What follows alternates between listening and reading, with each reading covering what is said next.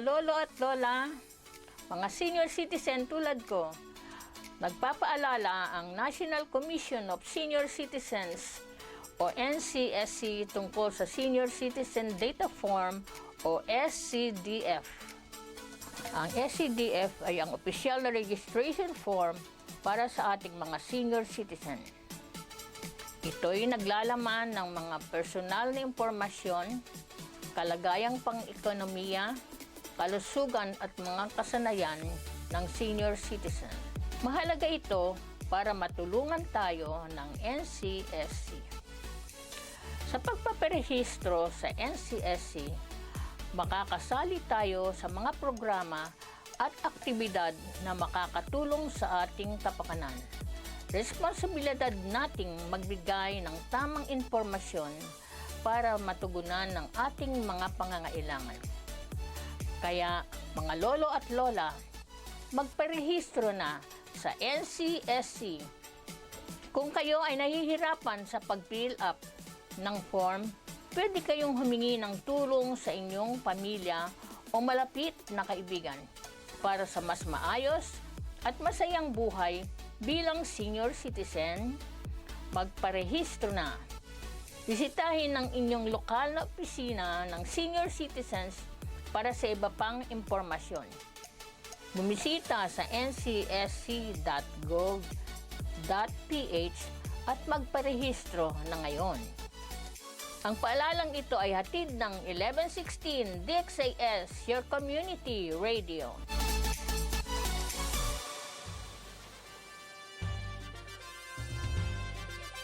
This is your community radio, 1116 DXAS, communicating Christ in our world. Ang oras sa buong Pilipinas, alas 9:30 ng umaga. Mga usapang pampamilya at mga usapin ng tamang pagpapasya. Abay, sasaan ka pa? E di siyempre, dito ka na makinig sa Family Matters.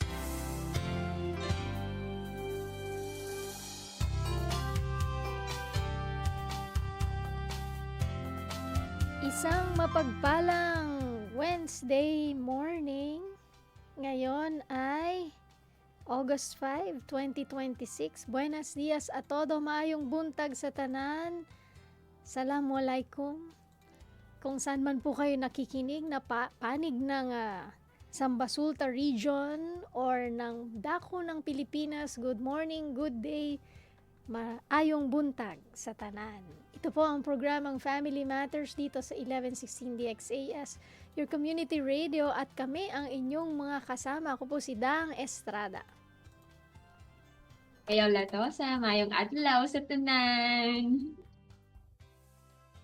And nawala At yung water. Yan, kasama ulit natin Miss Ivy Alcarde. Alcarde. Good morning, good morning. Good morning. Good morning, thank you. Kamusta naman kayo? Yes. Maulang umaga sa Manila. Oh, Yeah. maulan. Sa Iloilo. Mainit ngayon. Kahapon medyo maulan. I Ayan, think mga been- weather it's been forecast. raining- been Weather- raining few days ago. Oo. Weather forecaster tayo ngayon. Dito sa amin, mainit. Mainit Mainit ang dyan. Zamboanga City. Okay. So, ngayon magkakaroon tayo ng bagong topic. Sali naman kayo sa kwentuhan namin. Pwede niyong i-text ang mga thoughts nyo sa 0916-296-6625. Or pwede din kayong mag-comment since everyone is in a digital space na. Mas madaling mag-comment sa ating Facebook page, 1116 DXAS, your community radio. At pag gusto nyo magpa-shoutout din, pwede din. Kaya tune in na kayo. Yes, at babatiin at baka meron silang gustong batiin ng mga may birthday, meron Yes. silang gustong i-share sa mga topic natin. Especially, nako, a very interesting topic dahil handling conflict. Oh, sino ba dito gusto ng conflict? 'Di ba? Ayoko. Ayaw natin yung conflict, pero natural talaga 'yon. At posibleng mangyari. It's a matter of papaano ba natin siya i-handle. Diba? Handle. Paano natin siya haharapin or tatakasan mo ba? O anong klase kang conflict resolution? Kaya excited na Yes. tayo. Simulan na agad natin ang ating kwentuhan. Ano Oo. ba? Or why? Bakit ba merong My mga God. conflict, Miss Ivy? Maraming salamat ulit sa opportunity na makapagkwentuhan ulit. And relationship is very, um, it's a blessing to all of us. Kapag maganda kasi yung relationship, it's very motivating, whether sa family, sa workplace. So, usually ang conflict starts with mostly four things. Yung pinakauna is something that not many of us would actually admit to, which is pride. So nagkakaroon ng conflict kapag naiisip natin na tama ako, my way is best, you're wrong. So pag sinabi natin tama ako, my way is best, every other way would be wrong. Second one is kapag meron tayong mga hidden agenda, something that motivates us more than we could think of. Subconsciously, nag-ooperate siya sa isip natin. For example, if I am committed na kailangan maging tama ako, otherwise I would feel bad about myself. So that means in every relationship, I seek to be right. For some people, malaki yung tendency na because of experiences, yung tendency to misinterpret the motives of others. Yung pinag-usapan natin last week na we view life like a lens, parang eyeglass. So, it matters kung ano yung status ng eyeglass natin. So, if our eyeglasses are dirty or broken, it affects how we see people and even ourselves. Yung third one is something that is very familiar to all of us, yung desire natin to have our own way. Or otherwise, we would call it selfishness. So, hindi siya tinuro sa atin. So, sometimes when you look at kids na naglalaro, alam mo yun, they look so cute. Alam mo yung mamukha silang kerubing. Pero pag tumama yung selfishness, okay, nagkakaroon siya ng conflict. And the last one is the deceitfulness of our own hearts. So, oftentimes we don't know na there are things that motivates us. There are things that convinces us na tama ako. So, dahil convinced ako na tama ako, ang tendency ko is, don't confuse me with the facts. So sometimes people would say, alam kong tama ako, so don't tell me anything else kasi makukonfuse ako. Yung ganun. So yun yung common na four things that causes conflict in a relationship, whether friendships or family or sa workplace. Ano ulit yun? Kasi parang nakuha ko ng tatlo. Pride, selfishness, Pride, deceit. selfishness, deceit, hidden agenda. Hidden Something that agenda. motivates us. Yeah, inside. Okay. So, kahit na anong klaseng relationship, kahit na anong may factor Level ng ng friendship. may factor ng dalawang tao, okay? Meron Yes. yan. Okay? May pride, merong hidden agenda, merong selfishness, merong deceit. Yung puso talaga natin, makasarili. Gusto True. natin, tayo yung tama. I need to have it my way. Kaya favorite yung song na yan eh. O, di ba? So, pagka nandun lahat yan, parang siyang ingredients, sa pagka Yes. nagluluto ka. So, kung gusto mo ng conflict, lagyan mo niyan. Kahit isa lang. Tama ba, Miss Yes. Ivy? Oh. Yes. Very effective. Na Kahit magka-conflict. isa lang. Kahit isa lang, di Yes. ba? Oo. Kahit isa lang. Pero ang good news, 'di ba? Ang good news, pwedeng may conflict pero pwedeng ma-handle. Tama. Yes. Yes. Yes. Oo. Yeah. So, So actually, disclaimer lang, Miss Dang and Miss Ivea. Conflict is not something na evil in itself. Yes. yes. It's I call it a revelator. Mm. So it reveals yung status ng puso natin that is often hidden from us and even from people that loves us. Sometimes people see our blind sides. Mas madali sa ibang tao na makita yon. And oftentimes, conflict reveals kung ano yung status ng puso natin. Saan ba nagagaling yung source of security ko? Saan ba ako nakakahanap ng ano ba yung mga wounds ko pala na hindi pa nahi-heal? Mhm. Yung mga bagay na pinaniwalaan ko about relationship that may not be working the way God wants it to be. So it's a revelator. So it's something that can cause you to grow. But if a person avoids handling conflict well, what happens is the person can become bitter, critical, and then at the end of the day, yung relationship yung magsasuffer.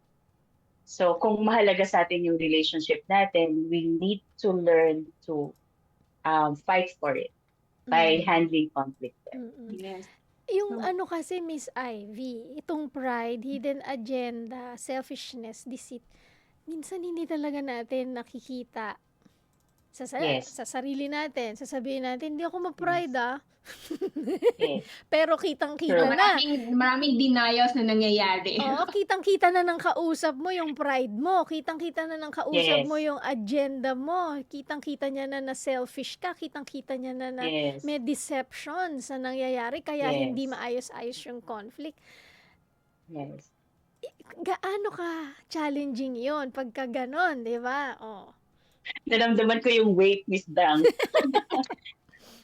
Oo, very very challenging siya. That's why I believe na conflict, God uses it as a tool for redemption. So, ang purpose or ang heart ng Panginoon for a relationship is just so beautiful. I would often tell people na, wow, yung purpose ni Jesus, what was lost at the fall was a relationship. The relationship with Jesus, with the Father and us, and Jesus came to restore it back to us. So ngayon, yung hope natin is not that we will not have conflict. The goal is not to have a parang super smooth na relationship. Nakakatakot siya. Kasi that means one in those two people is not being true to themselves. So hindi ko sinasabing true sa flesh natin yung wala pa si Kristo na selfish and all, but sometimes in our desire to avoid conflict, because conflict has different images for different people, depende how we grew up, depende how conflict was handled. So sometimes may tatlong way of actually facing it in a way na response pa, internal response, which is to avoid it, to attack it, or to address it. So yung lahat ng binanggit natin kaninang apat, these are things that are hidden from us. And if the Lord permits conflict to happen, the heart or the desire of the Lord is for us to actually come face to face with the things that are in our hearts that otherwise we will not know. So, yung fruit ng conflict can be insight. Insight sa puso natin, insight sa spiritual status natin, insight sa kung ano yung pinapaniwalaan natin internally about God, about ourselves, about relationships, about family. So sometimes conflict is actually a tool from the Lord to help us be reconciled truly with Him first and foremost, and with one another, because that's the heart of God. That's the joy of the Lord for us to have good relationships. Yes. I think this is the best way to understand, especially the viewers, in really having a perspective of what is conflict is all about. Kasi sometimes conflict, it connotes a negative way of thinking that when there is conflict, I should be running away. I don't want to face it. Oo, yung ganung factor. So here, yung sa mga nakikinig sa atin is that hindi natin maiwasan yung conflict. There will be conflicts along the way. Mamimit nyo yan. Kumbaga, hindi natin matatakbuhan. Usually, matatakbuhan natin, there will be more conflicts will be coming, especially sa sarili natin. So, this way, we have to understand yung sabi natin ay yung conflict na sometimes it will start with ourselves, and then that it will reflect the way you think, the way you feel, and how you handle it with, especially with other people as well. And yung natin, no, di ba sabi mo, yung revelator?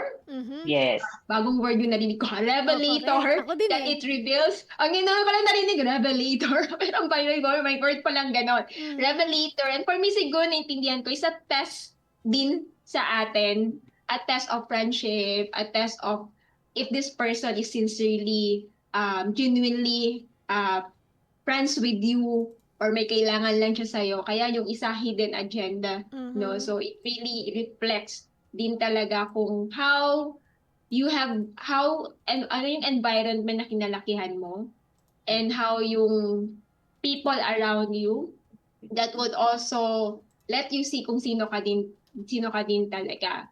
So, minsan natin nakakatakot yung conflict, isipin. Pag sabihin mo yung conflict, True. nakakatakot na siya. Oo, True. yung iba tatakbo na, yung iba hindi na alam ang gagawin talaga. So, tawag dito, te. So, nabigay mo na yung reasons, no, te, hindi pala reasons kung bakit may conflict, kung ano Yes. nag-aano sa atin. Medyo nawawala ako sa point. Hindi ko alam paano ibibigay kong point.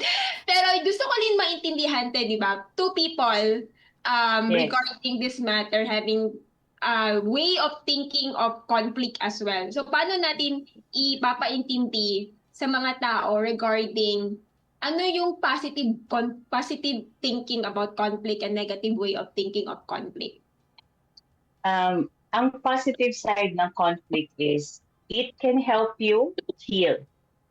I know it sounds ironic, pero Yeah. it does actually, because it reveals yung wounds, mga bagay na oftentimes are deeply hidden sa puso natin, things that we believe na about life, about relationship. It surfaces when there is conflict. So, yun yung positive side niya, that if we allow God in His heart to use the conflict to strengthen, it can strengthen a relationship actually. Makikita natin, even as we look back in our relationships, yung mga deep relationships natin, ito yung mga tipong nilaban natin. Niluha, ginulong. First, against ourselves, yung mga sarili nating paniniwala, and also fighting for the person to actually also meet us halfway. Kasi dalawa, ang conflict can only be resolved if two people are willing. Yeah. So, hindi siya pwedeng one-sided Correct. love affair. So, kailangan na dalawa sila na willing. Otherwise, hindi siya magkakaroon ng reconciliation or restoration na hinahanap or dinidesire ng Lord in the midst of conflict. Ang negative side ng conflict, Sige po. I'm done. Sure, Yan. sure. Yung negative side lang ng conflict is when we choose to hold back. Kapag hindi natin inallow si Lord to bring forth kung ano yung gusto niyang ilabas dun sa conflict na to. Sometimes ito lang yung panahon wherein a person who doesn't talk, parang sabi natin last week na parang kahit anong gawin mo sa kanya, hindi siya magsasalita. But when a person understands that this relationship is so important to me, a conflict can actually lead that person to fight against his or her own inhibitions when it comes to being honest about themselves. So, Diba? positive and negative part. Kumbaga, mahalaga yung perspective natin sa conflict. Yes. In handling it, in facing Yes. it. Hindi ba? Kasi nga, ang ganda nun eh, conflict is a revelator. Nire-reveal, ano ba yung nasa puso natin? May pride ba ako? Meron ba ako hidden agenda? Selfishness ba to? Bakit nagkakaganito to? Or may deceit? Hindi ba? So, kung mahalaga sa atin yung relationship na meron tayo dun sa other person, di ba, conflict can also be a relationship builder. So, nakuha ko yun habang nagkukwento ka, Miss Ivy, no? Na nabibuild yung relationship lalo. Tama yun eh, na yung mga friendships na meron tayo, yun yung mga nakipagkiskisan tayo, may nakipagsigawan, nakipag-away tayo ng malala. Pero, na-resolve nyo kasi both of you believe na, ito, ano to eh, bakit nag-surface? Kasi may tinuturo sa atin si Lord. So, pag-usapan natin. Diba? Yeah. Ito, sa mga listeners natin, baka may naiisip na sila, sa workplace ba yan? Boss mo, o kaya ka-workmate na talaga naman, minsan, ang hirap niya pakisamahan. Pero dahil naniniwala ka na kasama mo siya ngayon sa trabaho, so, might as well, let's resolve it. Pag-usapan natin. Pag ready siya, edi both of you will grow. Yes. Ayan na, both of you will have stronger relationship na, okay, magkaiba lang pala tayo ng perspective. Ito yung Yes. nakikita mo, ito yung nakikita ko. So, how can we make things right so that we can do better things sa ating company ba yan? Or sa family, di ba? Yes. Sa mag-asawa. Kaya dapat nakikinig sila ng, ano nga bang, Friday edition? Tama, nalilito ako kasi madaming edition ng Family Matters. Pag Friday, mag-asawa yan, usapang mag-asawa. O pag Tuesday, parenting. Kasama din yun pagka may conflict kayo ng anak mo, yung teens mo, yung mga kapatid mo, hindi ba? So, napakahalaga talaga nitong topic natin ngayon. So, Miss Ivy, paano naman, ano ba yung mga reasons? Okay, medyo na-touch natin to, pero reasons for not resolving conflict. Ano yung mga nagiging dahilan? Actually, 4 siya. Parang katulad kanina. So, 4 ulit siya. So, the first one is fear. Kapag may takot sa heart natin about what people would say, we fear confrontation because we fear rejection or abandonment. If we fear yung negative perception, yung kumbaga parang we don't want people to think of us na less, or ano ba yan? Kristiyano pa naman ako. Bakit ako ganito? So that fear is actually can cause a person to actually back off and not settle conflict. The second one is related to fear, pero ito yung tipong attitude of the heart, which is cowardice. Kapag may mga bagay, naalala ko yung question na to ni Lord sa akin, like many years ago, I was praying for this relationship, and ang tanong ni Lord sa puso ko was this, mahal mo? Mahal mo ba? Parang ganun yung dating sa akin yung question ni Lord. Sagot ko, oh Lord. Di sabi ni Lord, pag mahal mo, paglaban mo. Okay, hindi lang ito sa love life, ha? But yung, of course, sa family. Mapapatanong na ako, ano po ba yan? Love life po ba yan? So, nag-a-apply yun sa ano? Lahat naman, di ba? Mahal mo ba yung anak mo? Mahal mo ba yung asawa mo? Mahal mo ba yung kapatid mo? Makaibigan mo? Yung pastor mo? Di ba? Minsan gano'n. Go, Miss Ivy. Feeling ko minute yung pisngi ko ng di oras. Okay. Ayun. So, yan. Pag, kumbaga, nagmamatter kasi yung value that we place sa relationship. If we think that this relationship is important to us, we will fight for it. So, kaya yung tanong siguro ni Lord was, mahal mo ba? The third one is yung pride. Isa sa mga frustrating reason why people don't handle conflict. When a person says, I'm right, you're wrong, unless you agree with me, there's no use to talk. Kapag ganun yung attitude ng isang tao, malabo ang resolution. Another area ng pride is, I am not willing to pay the cost for this conflict to be resolved. So kung nag-decide yung isang tao na this relationship is not that valuable to me, I can just walk away from it. So may mga relationship that we can walk away from. But there are relationships that we need to really fight for. The fourth one is blame shifting. Hanggat wala tayong sense of ownership sa contribution natin dun sa conflict, there is no heart and there's no fight in us to resolve the conflict. As long as we believe na kasalanan niya. So kung kasalanan lang niya lang, so there's no move for me.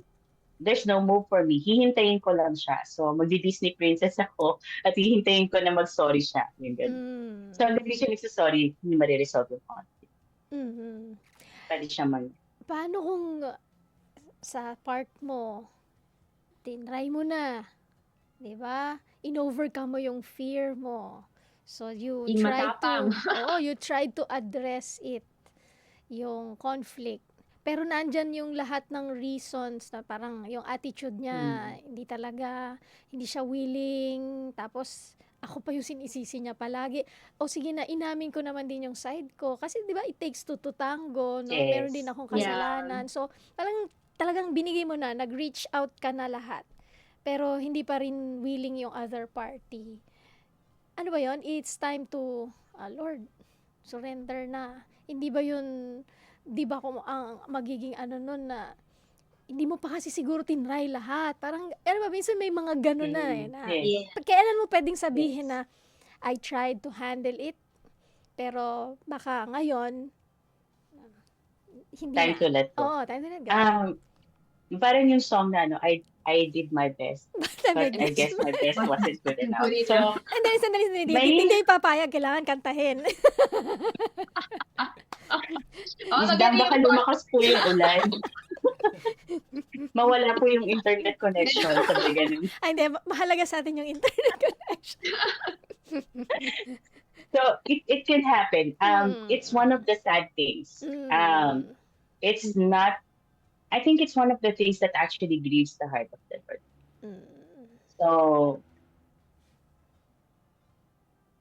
even as you set your heart to resolve conflict, we always give room for the Lord to intervene. Mhm. So we need to acknowledge na there's the spiritual side, Yeah. even in relationships.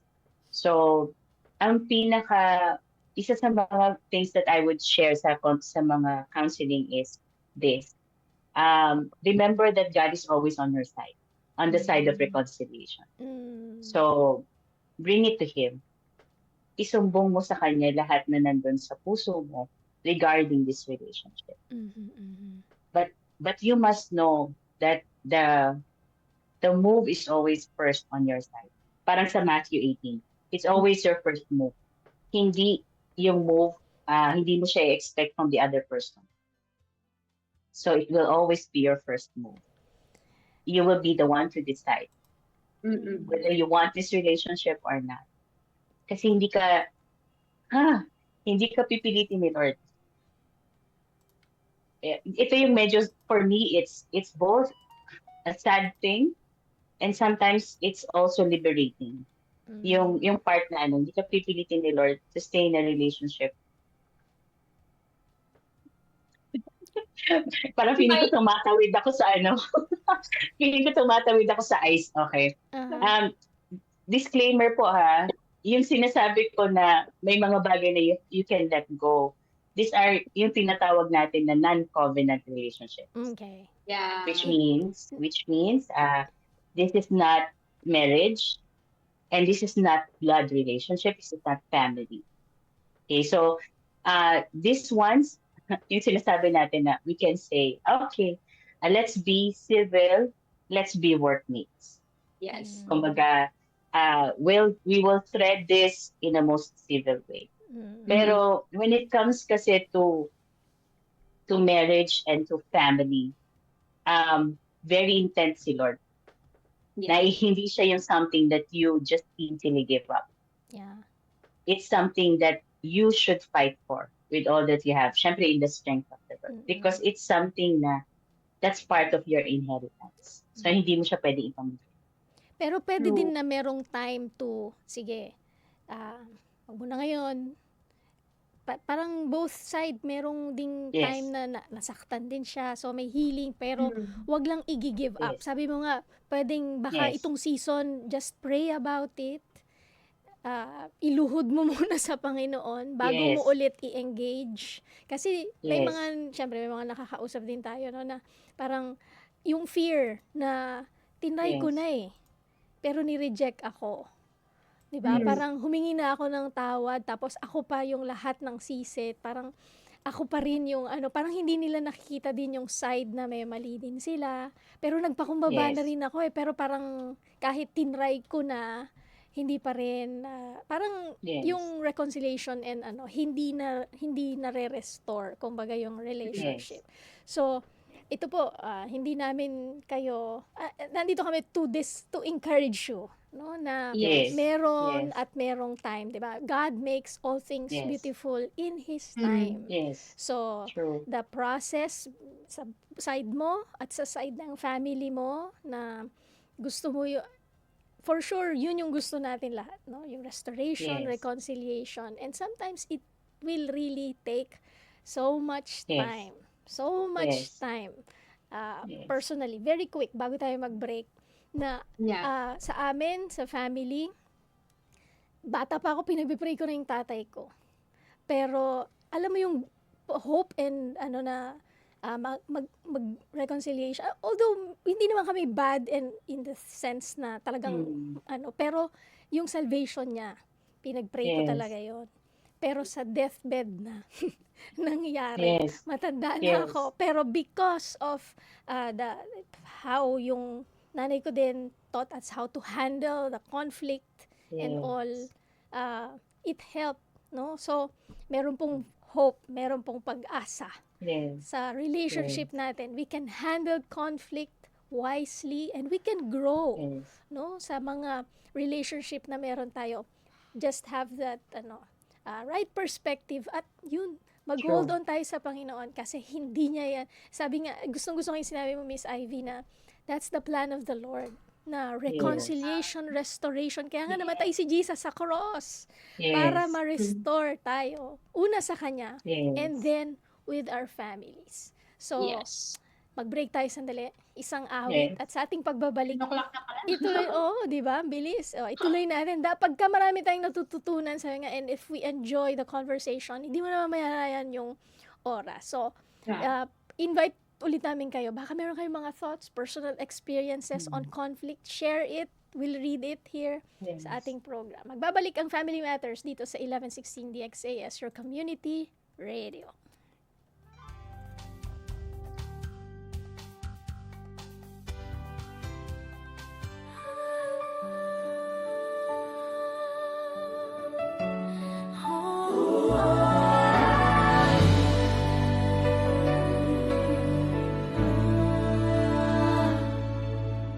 Ang pamilya simula pa man noon, ang Diyos ang nagbuo at nagdisenyo.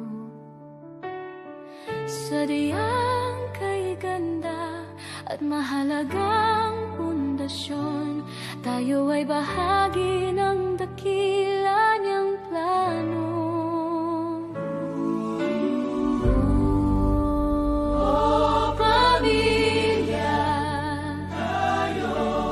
tayo ay manalangin. Panginoon, maghari ka sa aming tahanan. Panginoon, ikaw ang manguna sa aming buhay. Ang pag-ibig mo ang aming kailangan. Ang salita mo ang aming gabay. Kung ikaw ang kasama, sigurado ang tagumpay.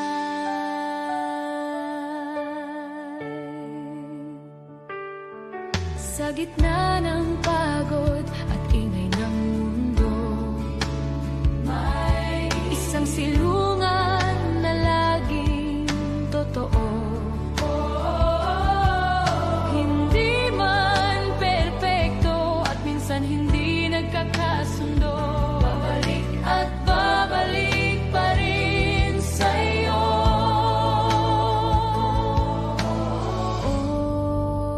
Oh, pamilya, tayo ay manalangin. Panginoon, maghari ka sa aming tahanan. Panginoon,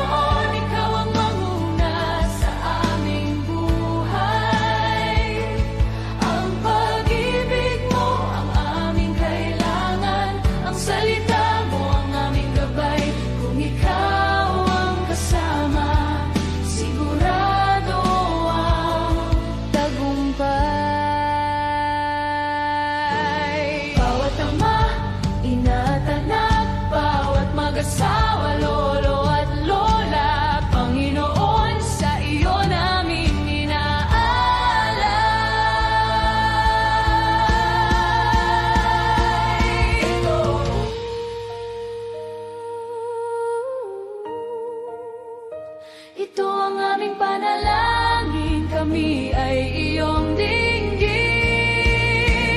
Panginoon, maghari ka sa aming tahanan. Panginoon, ikaw ang manguna sa aming buhay. Ang pag-ibig mo ang aming kailangan, ang salita mo ang aming gabay.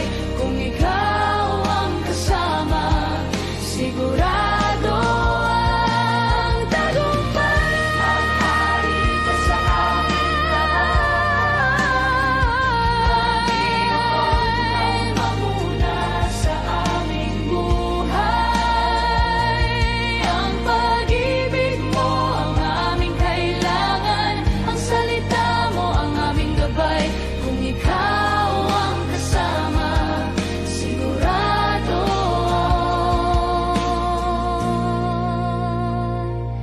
tagumpay.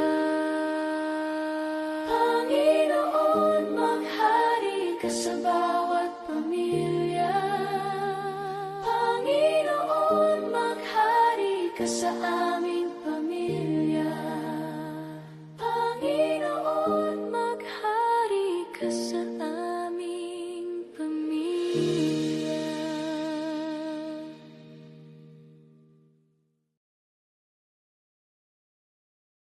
DXAS Radio, Radio Comunidad. Ito po ang problema nating Family Matters at kami po ang inyong mga kasama, si Bea Latoza.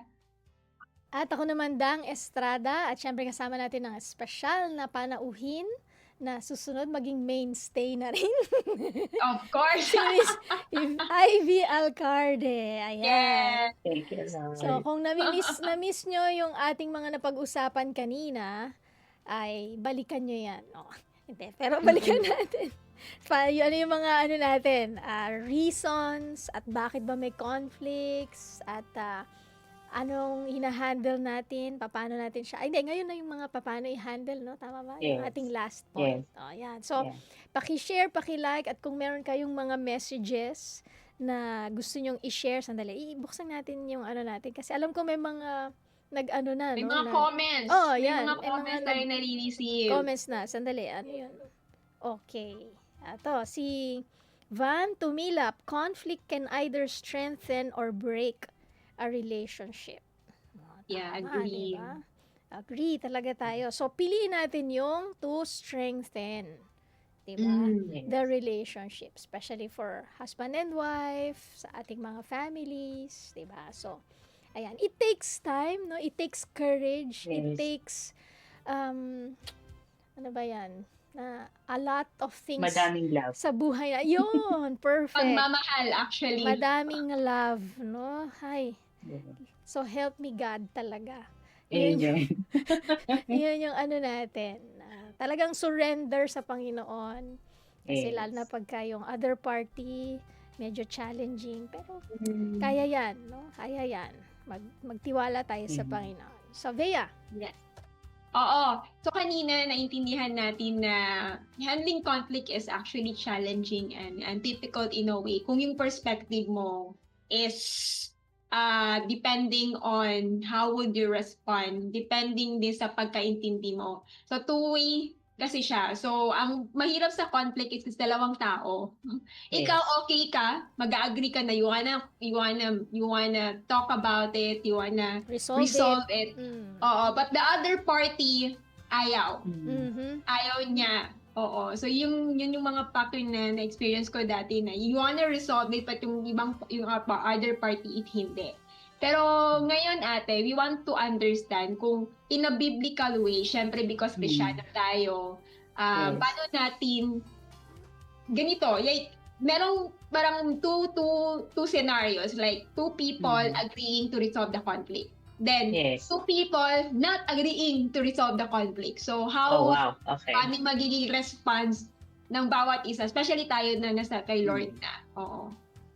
Parang ang sarap lang sana yung first part, no? Oo. Yung agree. That the two Oo, that people agree. will agree. Sige. We'll go first dun sa part na what if the two person doesn't agree? Okay. Ang best and first solution natin lagi is to bring it to the Lord in prayer. Mhm. Ourselves and the other person. So that means we will ask the Lord, Lord, what do you want me to do in this situation? So last time we have talked about forgiveness, and that is so crucial. Lalo na sa anything that has to do with relationship. We'll always ask for forgiveness. Kasi foundation siya ng bawat mabuting relasyon or bawat blessing na relationship is the foundation of forgiveness. So if, let's say, the two person involved are not willing to forgive, pag sinabi na natin na masyado akong nasaktan and I have come to a place wherein ayoko na magpatawad, kailangan natin ourselves and the other person, kailangan natin siya dalhin sa Panginoon. Ito yung hope natin, that even when these two person are not willing to come together and resolve the conflict, andun pa rin si Lord. At wala rin TV sa Kanya. So it may take time, and it may take longer than what we would like. Yeah.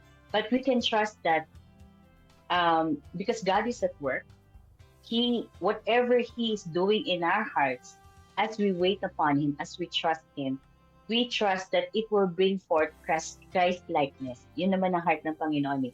It's part of sanctification. So sabi nga nila, kapag gusto mo mag-mature sa Panginoon, gusto mo masanctify, maging sa Ilonggo ay Kristohanon, or maging Christ-like, be in a relationship. Para siyang promotion. Be in a relationship. Hindi lang siya yung opposite sex, but be in a relationship because it will actually reveal a lot about yourself. So, gagamitin siya ng Panginoon if we will allow Him to sanctify us. So, kahit na, let's say the person is not willing to reconcile or to resolve the conflict, you yourself has not lost anything. You may have in some point, kumbaga parang feeling mo, ay, na-lost ko ba yung relationship? Mali ba yung mga naging decision ko? Only the Lord can answer that question. But if you put it in the hands of God and trust Him and allow Him to work through you, it will still bear fruit for His glory. Kasi ultimately, ang buhay natin bilang Kristiyano is about Him. It's about God. It's about us giving glory to God. So whether ma-resolve yung conflict, gustuhin ng isang tao na ma-resolve siya, or hindi. Okay? Yung heart natin is that we may please God. So yun yung side ng kapag hindi, dalhin mo siya kay God. Let God take care of the relationship. One of the freeing statements I have heard in my life is this. Kapag may role pa yung person sa season na susunod na gustong pagdalhan ni God sa'yo, He can bring that person back in His wisdom and love. But if not, you have to be convinced and settled in your spirit that God knows what is best for you. So kailangan, yung parang sinasabi ni Lord na buksan na, yung pag humawak tayo ng relationship, wag ganito. Ganyan. Kailangan bukas. Bukas siya pagdating sa Panginoon. So that anytime, grabe na to Lord. Anytime the Lord will, move people in our life, we can be confident. Yeah. That His heart for us is good. Yun. Ang hirap. I know. Kasi feel ko yung yung weight niya. Yung weight niya of, yes. when are you going to fight for this relationship, and when is the time that, okay, Lord, it's done. The season has ended. But the thing yung naintindihan ko dito, ate, is that what most important is you first and God, your relationship with Him.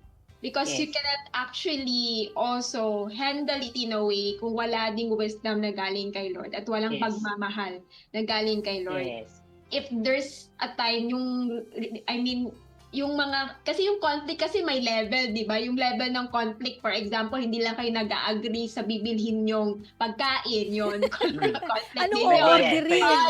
Sa mga restaurant ng gusto nyong kainin. Pero hindi, gusto kong kumain ng ngayon. Hindi, yung ganito. Naalala ko may iba yung taste ng friend ko, iba din ang taste. Ang ginawa namin is that, okay, samahan kita dyan, kumain ka, samahan kita. The next, samahan mo ako. Yung ganun yung rin-resolve namin yung conflict namin. That's ganun. very good. Both Oo, satisfied.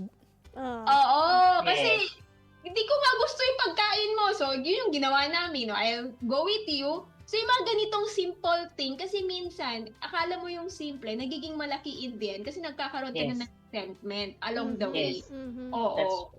Yes. So, yun din yung na kailangan mo maintindihan yung mga level of conflicts and until when ka pwede mag-sacrifice or until when ka din magsabi na, ay parang nadideprive naman ako masyado dito sa relationship na to. Parang tama na. Ako din ha, pwede ako din. So yung ganun Ate Ive. So, Kala ko kasi okay ka pa eh. Charot yung ba? ganun nga.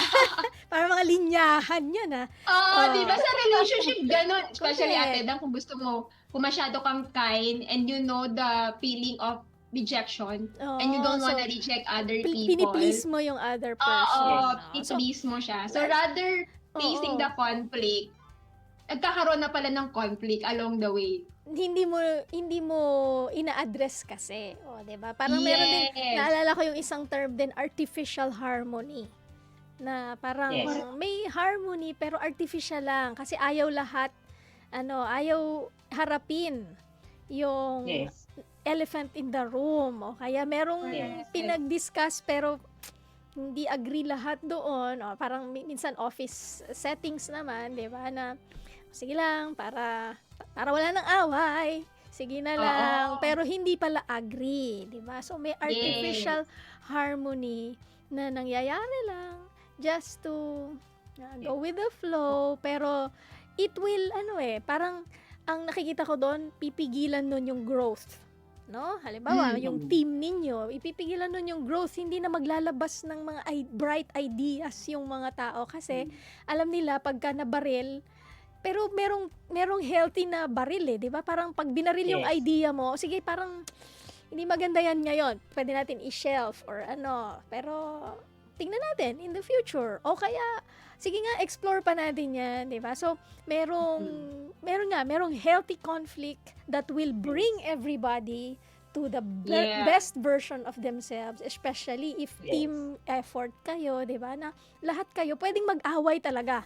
Yun yung maganda Pwede Yes. tayo mag-away, pwede tayo magbanggaan ng mga ideas natin dito sa office, pero when we decide something, let's agree to disagree. Yes. And when we Yeah. come to That's a true. decision, dapat lahat all hands on deck na. Wala nang meeting after the Yes. meeting. Yes. Di ba? May A mga- meeting within the meeting. within Within the meeting, oo. na hindi Yes. natatapos yung meeting. So walang natatapos yung team ninyo. 'Di ba? Sayang Sayang Yes. kasi everybody has something to offer, and if we maximize everybody in the team, imagine what we can do. 'Di ba? Kung Yes. lahat That's so true. andoon. So, ayan ako, ang bilis talaga ng oras. Grabe, 10:16 na True. in the morning. So, may part 2 pa ba to? Or may... Part 3 na. So, handling conflict. Ano yung key thought Yes. na iiwanan natin, Miss Ivy, para sa ating mga listener? Kasi pwedeng malimutan nila lahat, pero ano yung pwedeng Yes. nilang tandaan? Pinaka-importante. And then, pero pwede oo. nilang balikan kasi ito. Yun yung kagandahan. Oo, yeah, Paki-like, paki-share, subscribe na po, click the bell button. Yes. Ayan, Yung sige. something atin na ipalalagay nila sa bag, tapos pag may nangyari, kukunin Correct. Yes. That will, Wala, oo, yun. Yes. go. The first one is agree on principles. Mm. So, isa sa mga things that I have learned personally in handling conflict is this. Kailangan pareho kami ng person submitted to the Lordship of Jesus Christ Yeah. and submitted to the Word. So, kahit nagbabanggaan kami and we both believe we are right, at the end of the day, we will follow what does the Word of God say in a situation like this. So, sabi ng Lord, humble yourselves to one another. Humble in love. So, ibig sabihin, kahit na feeling ko tama ako, at the end of the day, kailangan ko sumunod dun sa principle ni Lord. Pangalawa is, yung communication. Isa sa mga nakaka-damage ng relationship is a mishandled communication. Kapag we don't say what we mean and we don't mean what we say. Mhm. Kunyari, tinanong kita, okay ba sa'yo to? Gusto mo ba to? Mhm.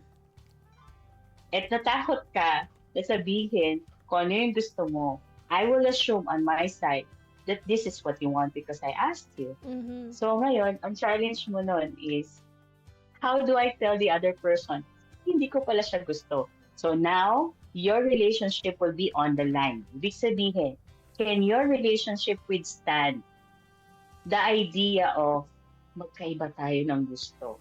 Mhm. Gusto mo to for me, pero hindi ko siya gusto. Can our relationship handle the tension? So if you both agree, let's say you fighting for, or hindi naman fighting, but it's speaking up for what you want, and for me to actually receive the possibility that ay magkaiba pala tayo. And if your relationship can handle that tension, that's very good. So you have to communicate. You have to say what you mean, and you have to mean what you say. So kahit na mag-no siya, or mag-yes siya, you have to tell the person what's in your heart. Because that matters. Third one is, how do you deal with the problem? Let's say there is really an existing problem. Then you are not against the other person. So the Bible says, our battle is not against flesh and blood. So ibig sabihin, we don't battle face to face with the person, but what we do is we tackle the problem. So hindi yung other person yung ina-assume natin na problema, okay? But we identify what is the problem, what is the conflict about. So i-deal natin siya. So this is actually best kapag dinala natin siya sa Panginoon. When the two of you, yung finalo natin yung principle kanina, submit yourself to the Lordship of Jesus and to His Word. Both of you can pray and say, Lord, what is the problem? Please show us, God, ano yung totoo naming problema in this relationship. Sometimes the Lord would show us na, ay, may issue pala ako na takot ako na naiiwan ako. Yung isa naman is, takot naman siya to pursue, yung mga ganon, kasi may mga sarili din siya hugot.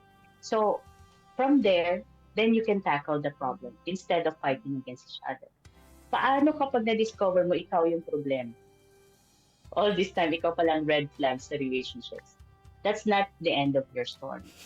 Because we have a May redemptive ouch plan. talaga si Ibea doon. No? It's not you, Paano kung it's ikaw pala yung me. red flag all this time? It's not you, it's me. Ganun nga eh. Yeah, literally, yung ganon. So pagka ganon, you allow God to heal you. Mhm. Let God take care of whatever it is that motivates you. Ano yung woundedness? That's why babalik tayo ulit dun sa issue ng forgiveness. We need to be willing to say to God, Lord, help me not only to forgive others, but to receive your forgiveness for myself. And for many ng counseling that I have handled so far sa biyaya ng Panginoon, one of the most difficult thing is for the person to actually say, I choose to forgive myself as the Lord has forgiven me. Ito sa mga pinaka-nakakawasak. Other than forgiving the other person. For some reason, mas madali sa atin na makapagpatawad ng ibang tao sa biyaya ng Panginoon pa rin. Kahit na monstrous yung mga nangyari. But sometimes when we grow up in a family or in an environment, not just in our family, but in a culture where perfection is the way for love to be received, the person struggles with the idea of, can I still be loved Mhm, mhm. by God Himself and by the people I care about if I'm not perfect? So coming to a place of humility and saying to God, Lord, I receive your forgiveness. Because you, the perfect God, has forgiven me. I choose to receive your forgiveness and in turn, forgive myself. Mm. Kasi wala tayong capacity to forgive ourselves. Whether we like it or not. We can only receive yung forgiveness nila. So, those are the things na pwede nating iwanan for now. Dahil sa mas marami pang, kumbaga, facet ng handling conflict. Grabe. O sana marami po talaga tayong na-take away and ipagpipray talaga natin yung sarili natin, ano? Kasi Yes. conflict hindi naman siya yung problema eh. Papaano natin siya i-handle, papaano natin Yes. siya haharapin, no? Sa biyaya ng Panginoon, sa tulong ng Panginoon. Ako ang pinaka-take away ko kung mahalaga sa atin yung tao, Relationship. yung relationship na meron tayo doon, talagang paglalaban natin. At kahit gaano kahirap, we will fight for it. And syempre, dapat yung other party willing din. Diba? At may proper engagement and all. So, ang prayer namin sa inyo ay malaman ninyo paano i-handle yung conflict niyo kasi hindi rin siya yung di ba, Miss Ivy, sa counseling mo, hindi naman pare-pareho yung binibigay na payo eh. Diba? Kasi iba-iba yung situation, iba-iba yung background, iba-iba yung pinagdadaanan. So, kaya napakahalaga po na makilala nyo ang ating Panginoong Jesus kasi doon yung simula nung pag-heal ng relationship. Kayo ng Panginoon and then yung mga tao sa paligid natin. At yan po yung best na relationship na magsisimula at magbubukas ng magagandang relationship sa buhay ninyo. Grabe, 10:24. Mag-pray na tayo. Bea, pwede bang ikaw mag-pray ngayon para sa ating mga listeners? Mga listeners natin, of course. Sige, let's pray. Lord, we are thankful for today that we can talk about this difficult in handling conflict. At sometimes that we have this wrong perspective on how to. But Lord, I pray for everyone who are listening and will listen to this. I pray, God, that you will be the one to show them how important to have relationship with you first, to have that forgiveness that comes from you first, and that it will just an overflow for those people, Lord God, in a difficult situation regarding with relationship with other people. Lord, this is not a matter of, discouraging them, God, but I pray that this will be a way of encouraging them to not to run away, but to face. Meaning, Lord, na hindi matakot kasi alam nila na nandyan ka para lumaban sa kanila, magbigay ng grasya, para gawin yung mga bagay na akala nila hindi nila magagawa, Lord. So, Lord, I just pray and ask God that whoever listens to this, Lord, I pray that you will just put in their heart your love for them. And that if there's anything, Lord, na parang nakwa-question sila, Lord God, I pray that they will find that answer through you as well. I pray, Lord, that you will just give or provide them people that they can ask and they can trust, Lord, as well. And even for, Lord God, for this station as well, Lord God, to be used according to your will and to be used according to your purpose, Lord God, that there are a lot of people out there that are hurts and finding true relationship that only we can find in you, God. So thank you, Lord, for today. We just pray and bless also, Lord God, those people and also with among the teams, Lord God. In Jesus' name we pray. Amen. Amen. Very quick. Nabasahin natin na sabi ni Francis Ann Katipay, agree. Ko alam kung alin yung ina-agree niya, pero malamang yung pag-handle ng conflict. Esther De Pedero, good morning Pangga, watching from Australia. Baka may kakilala po sa inyo dito sa Miss Esther, pero That's good. my aunt. Hello po, Auntie Esther. Ano bang oras sa kanila? Good morning ba? Or ano? I think. Tapos, Madaling araw ata. 6 hours yata behind sila. Donna Ariela Rahona. Yan. Good morning po sa inyong lahat. Good morning. Thank Parang you. sa last episode din natin yon na sila. Sige, yung ngayon, yan. Good morning po sa inyong lahat na sumubaybay sa atin. At salamat po sa inyong... yung boss ko Saan? nag-hi. Sabi niya, hello. Hi po, Patrick. Hi, Patrick. From Singapore. O, diba? All over the world tayo napapakinggan. Yan ang kagandahan ng natin. Bigla nag-comment sa Baka hinahanap ka na sa meeting. Baka hinahanap ka na sa Nag-comment meeting. sa page. Or si Moses. I don't know kung si Moses ba. Ayan. Sa mga kasama ko, hello. Sige, pansamantala po. Tagalog sa kanila. Next time, Yes. English. Sige. English, yes. Pansamantala tayo magpaalam. Ako po si Dang Estrada. And si Bea Latoza. And si- At kasama natin si Miss Ivy Alcarde. At Yes. salamat din sa ating technician, Kuya Rolando Alfonso. Susunod na po ang programang Radyo Singkaman. At tutok lang po dito sa 1116 DXAS. Ang Family Matters po ay kasama nyo sa pagtataguyod ng pamilyang Pilipino. God bless everyone. Thank you.